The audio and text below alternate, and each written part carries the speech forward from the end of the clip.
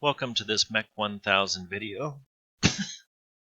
In this video I'm going to show you how to do drawing 1, 2. So this is from chapter 1, drawing number 2. It's this one. So ordinarily where you start your drawing in the model space is not important. But for this first chapter, we're trying to emphasize the importance of the coordinate system and understanding how to use coordinates to help you draw lines. And so for this particular drawing, it is important that we start the drawing at the coordinates 2, 1. So I'm going to start with a line, and when it asks me to specify the first point, I will key in 2, 1, and enter. And that will start a line at that point, at 2, 1. Now, I could then count the number of squares in the drawing and count them on my screen and just click over until I have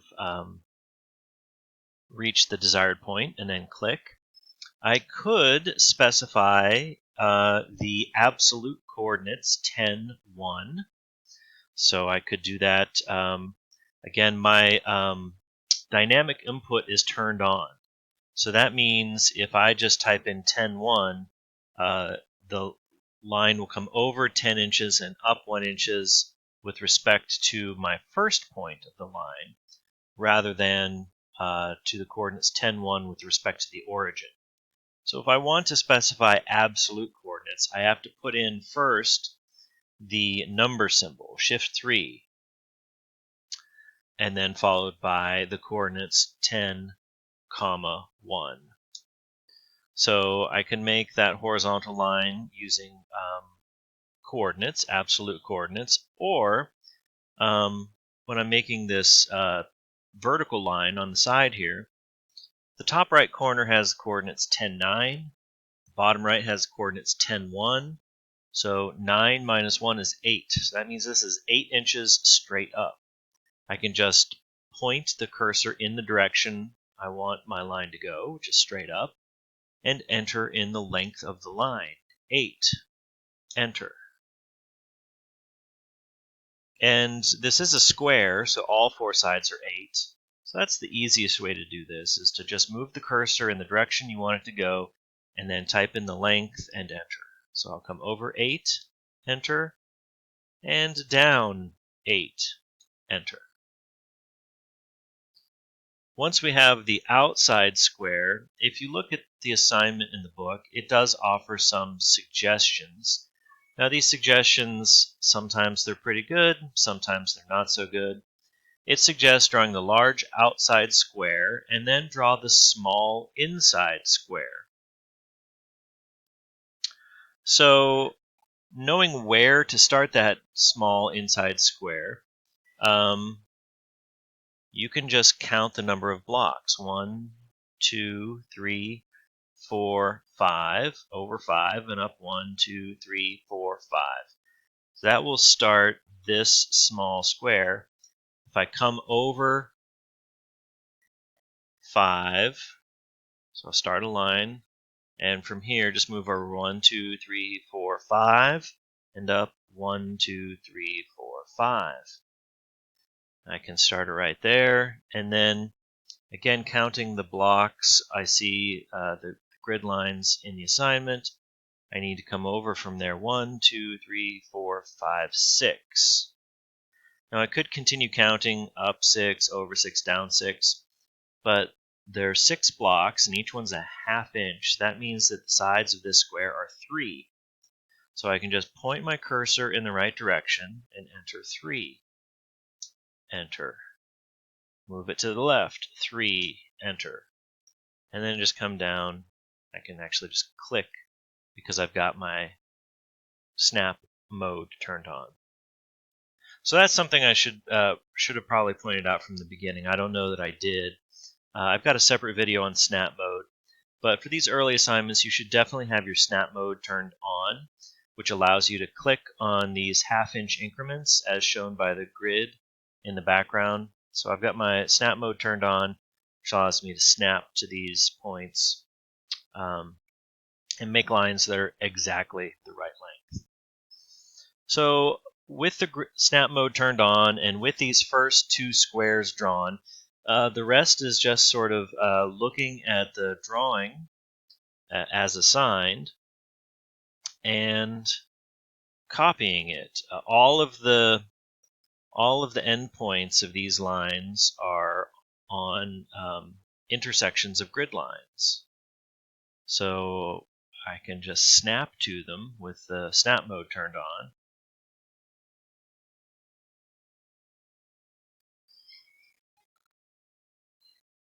Okay.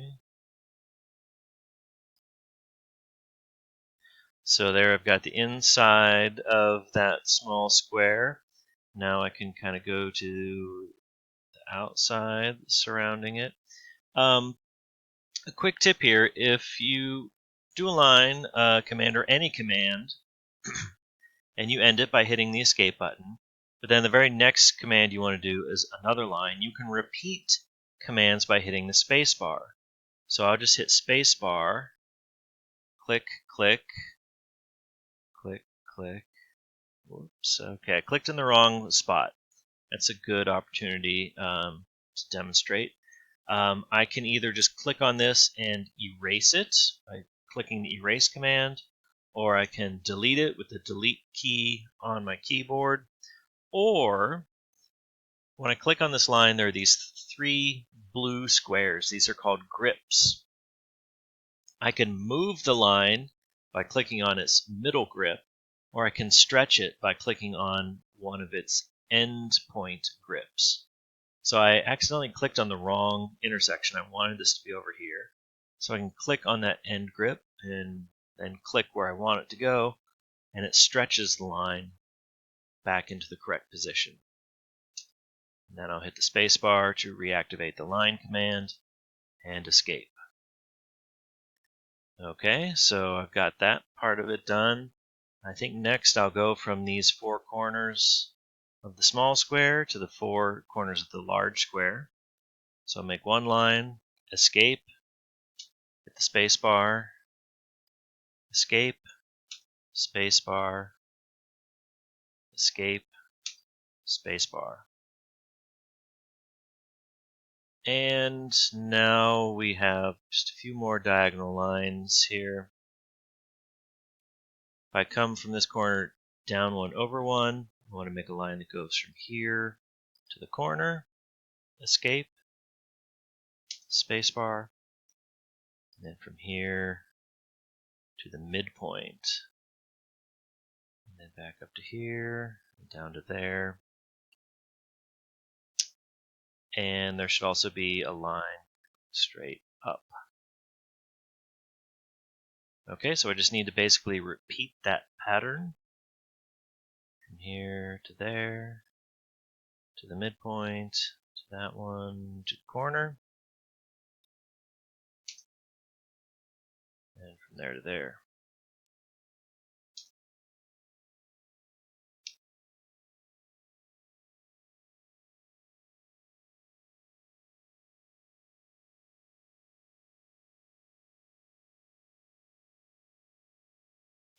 Okay, so again, looking at this, I'm realizing, wait a minute, that's not symmetrical, and it should definitely be symmetrical. Something's not right here, and it's this point right here. I should have come from the corner of my small square, I should have come up one and over one, and I only came up one. So again, this can be fixed by stretching these lines using their grips. I can highlight both of them, click on that endpoint grip, and then move it over to where I want it to go. And it looks like I made the same mistake over here. I could try to pretend like that was intentional so I could show you how to stretch these lines, but it wasn't. It was just a mistake. It's okay, we can make mistakes, we just have to know how to fix them.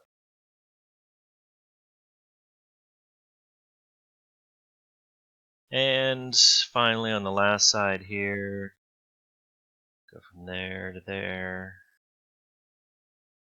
there, Okay, and then finally the last line right across there. Okay, so that just about does it. It's always good to look over your drawing, look over the assignment drawing, make sure all the lines match up, that you didn't forget anything. I'm looking it over. It looks good. So in the book, they show you the coordinates of the four corners. We don't need to label the coordinates. We just need to draw the lines. And that all looks pretty good. So to save this drawing, we'll come up here to the big red A and do a save as for your first save. We probably should have saved the file a little bit earlier. It's a good idea to save a drawing as soon as you open it up. That way AutoCAD will start doing autosaves in case your computer crashes or anything like that. Okay, and I like to save to the OneDrive. I've embraced cloud storage. But if you've got a flash drive, that works great as well. There's my flash drive. I'm going to go to my Zane State OneDrive. And yeah, there we go, MECH 1000. And here's something I would ask all of you to do. I've got this in the directions of the assignment. Include your name, or at least your last name. Whitson, and this is drawing 1, 2, so maybe I'll name this Whitson 1, 2. It's a real convenience for me if you include your name in the file name. So don't just call it drawing 1 or drawing 1-2 or something really generic like that. Give it a name, a file name that can specifically be tied to you, so I know it's your drawing. And we save it, and we're done.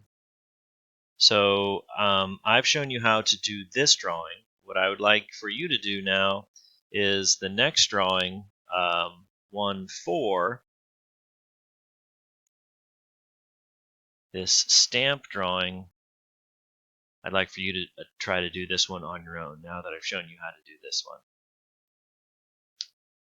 Save the files separately, and then when you are ready to submit them, I would like you to zip these two files together in a zip folder and submit that. I'll make a separate video showing you how to do that.